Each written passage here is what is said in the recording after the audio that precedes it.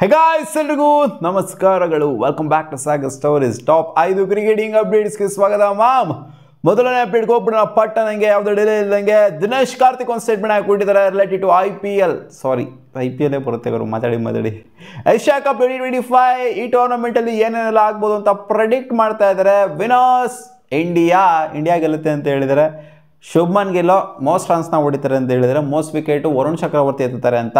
And play to watch out for ಬಂದ್ಬಿಟ್ಟು ಜಿತೇಶ್ ಶರ್ಮಾ ಅಂತ ಹೇಳಿದರೆ, ಗೊತ್ತಿಲ್ಲ ಜಿತೇಶ್ ಶರ್ಮಾಗೆ ಅವಕಾಶ ಸಿಗುತ್ತೋ ಸಿಗಲ್ವೋ ಅಂತ ನೋಡೋಣ. ಜಿತೇಶ್ ಶರ್ಮಾ ಅನ್ನೋ ಸಖತ್ತಾಗೆ ಸೌಂಡ್ ಮಾಡ್ತಾರಂತೆ, ಯಾಕಂದರೆ ಇವ್ರ ಪರ್ಸ್ನಲ್ ಫೇವ್ರೇಟು ಜಿತೇಶ್ ಶರ್ಮಾ ಬಂದ್ಬಿಟ್ಟು, ಅವರು ಕೂಡ personal favourite Dinesh Karthik. So watch out for ಅಂತ ಹೇಳಿದ್ರೆ ನೋಡೋಣ. ಒಟ್ಟಲ್ಲಿ ಹೇಳಿರೋದ್ರಲ್ಲಿ ಏನು ಆಶ್ಚರ್ಯ ಮೂಡಿಸುವಂಥದ್ದೆಲ್ಲ ಏನಿಲ್ಲ. ವಿನ್ನರ್ ಆಗಿರಲಿ, ಜೊತೆಗೆ ಮೋಸ್ಟ್ ರನ್ಸ್ ಆಗಿರಲಿ, ಮೋಸ್ಟ್ ವಿಕೆಟ್ಸ್ ಆಗಿರಲಿ. ಅಪ್ಡೇಟ್ ಬಿಟ್ಟು ರಿಂಕು ಸಿಂಗ್ ಒಂದು ಸ್ಟೇಟ್ಮೆಂಟ್ ಹಾಕಿಕೊಟ್ಟಿದ್ದಾರೆ. ಡಿಸಿಪ್ಲಿನ್ ಅಂತ ಬಂದಾಗ ಯಾವ ಕ್ರಿಕೆಟರ್ ನಿಮ್ಮ ತಲೆಗೆ ಬರ್ತಾರೆ ಅಂತ ಅಂದಾಗ ಅವ್ರು ಕೊಟ್ಟಿರುವಂಥ ಸ್ಟೇಟ್ಮೆಂಟ್ ಇತ್ತು. ಫಸ್ಟ್ ನನಗೆ ಡಿಸಿಪ್ಲಿನ್ ಅಂತ ಬಂದಾಗ ತಲೆಗೆ ಬರೋದು ವಿರಾಟ್ ಕೊಹ್ಲಿ. ಅದಾದ ನಂತರ ಸೂರ್ಯಕುಮಾರ್ ಯಾದವ್ ಅಂತ ಹೇಳಿದ್ದಾರೆ. ಏನು ಬಕೆಟ್ ಕಿಕೆಟ್ ಹಿಡಿತಾವ್ರ ಸೂರ್ಯಕುಮಾರ್ ಯಾದವ್ಗೆ ಅಂತ ನನಗೆ ಗೊತ್ತಾಗ್ತಾ ಇಲ್ಲ. ಯಾಕಂದರೆ ಇವ್ರಿಗಿಂತ ಡಿಸಿಪ್ಲಿನ್ ಕ್ರಿಕೆಟರ್ಸ್ ಬೇಜಾನ್ ಜನ ಇದ್ದಾರೆ ಸೂರ್ಯಕುಮಾರ್ ಯಾದವ್ಗಿಂತ. ಇಲ್ಲಿ ಕ್ಯಾಪ್ಟನ್ ಹೊಡ್ತಾ ಇರೋದು ನೋಡ್ತು ಅಂತಂದರೆ ಏನು ಚಾನ್ಸ್ ಕೊಡಲಿ ಏಷ್ಯಾ ಕಪ್ಪಲ್ಲಿ ಅಂತ ಏನಾದ್ರು ಆಗ್ತಾವ್ರ ಅಲ್ಲಿ ಬಕೆಟ್ನ ಅಂತ ನನಗೆ ಗೊತ್ತಾಗ್ತಾ ಇಲ್ಲ. ಒಟ್ಟಲ್ಲಿ ಸೀನಾ ನೋಡ್ತು ಅಂದರೆ ಅದೇ ಥರ ಐತೆ. ಯಾಕಂದ್ರೆ ಇವ್ರಿಗಿನ ಡಿಸಿಪ್ಲಿನ್ ಇರುವಂಥ ಕ್ರಿಕೆಟರ್ ಬೇಜಾನ್ ಜನ ಅವರಲ್ಲಿ. ಅಪ್ಡೇಟ್ ನಂಬರ್ 3, ಗ್ರಾಮ್ ಸ್ಮಿತ್ ಒಂದು ಸ್ಟೇಟ್ಮೆಂಟ್ ಹಾಕಿಬಿಟ್ಟಿದ್ದಾರೆ.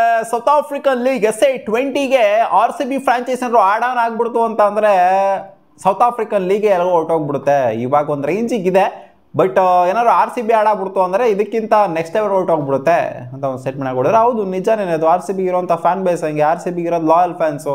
ಎಲ್ಲೇ ಒಂದು ಟೀಮ್ ಬರಲಿ, ವುಮೆನ್ಸ್ ಪ್ರೀಮಿಯರ್ ಲೀಗ್ನೇ ಆ ಮಟ್ಟಿಗೆ ತೊಗೊಂಡೋಗಿದ್ದು ನಮ್ಮ RCB ಫ್ಯಾನ್ಸ್ಗಳು.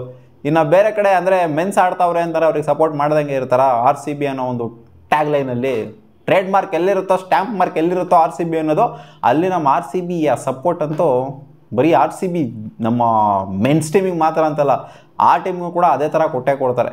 Update number 4, Pune based ಪಿಟಿಷನರು ಒಬ್ಬರು ಫೈಲ್ ಮಾಡಿದ್ರಂತೆ PLEನ.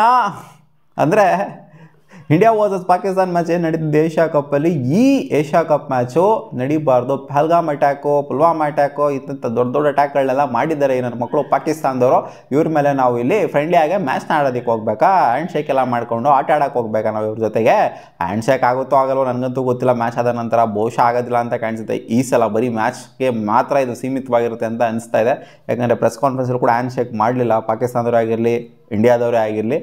ಸೊ ಏನೋ ಪಿಟಿಷನ್ ಹಾಕಿದ್ರಂತೆ. ಇದು ಏನು ಇಲ್ಲಿ ನಾವು ನಿಂತ್ಕೊಳೋದೇ ಇಲ್ಲ ಇದು ಆ್ಯಕ್ಚುಲಿ. ಯಾಕಂದರೆ ಗೌರ್ಮೆಂಟು ಏನಲ್ಲಿ ಅದು ICC ಟೂರ್ನಮೆಂಟ್ಸ್ಗಳು, ದೊಡ್ಡ ಟೂರ್ನಮೆಂಟ್ಸ್ಗಳು ಮಾತ್ರ ಆಡೋದಕ್ಕೆ ಪರ್ಮಿಷನ್, ಬೈಲಾಟ್ರಲ್ ಸೀರೀಸ್ ಆಡೋದಕ್ಕೆ ಪರ್ಮಿಷನ್ ಕೊಟ್ಟಿದ್ದಾರೆ.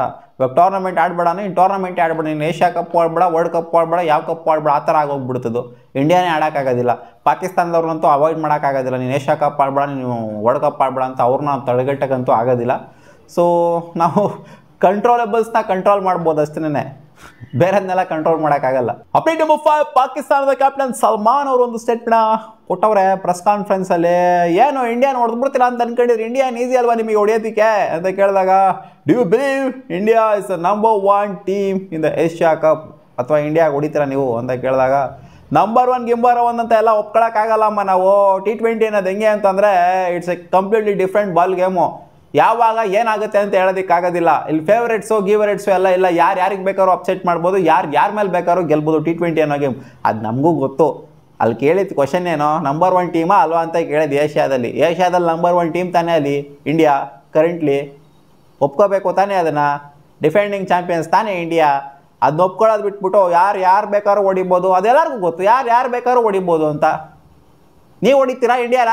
ಇನ್ನು ನನ್ನ ಮಕ್ಕಳ್ರಿಗೆ ಒಪ್ಕೊಳ್ಳೋಕೆ ರೆಡಿ ಇಲ್ಲ ಆಗಿರೋ ಅಷ್ಟೇನೆ. ಇಂಡಿಯಾ ನಂಬರ್ 1 ಅಂತ ಹೇಳ್ಬಿಟ್ರೆ ಏನೋ ಅವ್ರಿಗೆ ಗಜಿಗೆ ಬಾಕೋಗ್ಬಿಡುತ್ತಲ್ಲ. ಇರೋದು ಹೇಳಿದ್ರೆ ಅದೇನೋ ಹೇಳ್ತಾರಲ್ಲ, ಇರೋದನ್ನ ಹೇಳೋಕ್ಕಾಗಲ್ಲ ಅವ್ರಿಗೆ ಅಷ್ಟೇನೆ. ಇವಾಗ ಪಾಕಿಸ್ತಾನ ನಂಬರ್ 1 ಟೀಮ್ ಆಗಿತ್ತು ಅಂದ್ರೆ ಹೌದು ನಂಬರ್ 1 ಅಂತಲೇ ಹೇಳ್ತಾ ಇದ್ವಿ ನಾವು. ಏನಲ್ಲೇನು ಡಬ್ಬಾ ಟೀಮ್ ಅಂತಲೇ ಹೇಳ್ತಿದ್ವಿ. ಕ್ರಿಕೆಟಿಗೆ ಸೀಮಿತವಾಗಿರ್ಬೇಕಷ್ಟೇ. ಇಂಡಿಯಾ ನಂಬರ್ 1 ಅಂತ ಒಪ್ಕೋಬೇಕು ಅವ್ರು. ಇವಾಗ ಅವ್ರು ಒಪ್ಕೊಳ್ಳೋಕೆ ರೆಡಿ ಇಲ್ಲ, ಬಡ್ಡೆ ಎತ್ತವು. ಮತ್ತೆ ಸಿಗೋಣ ಮುಂದಿನ ವಿಡಿಯೋದಲ್ಲಿ. ಇದಿಷ್ಟು ಆಗಿದ್ದು ಟಾಪ್ 5 ಕ್ರಿಕೆಟಿಂಗ್ ಅಪ್ಡೇಟ್ಸ್.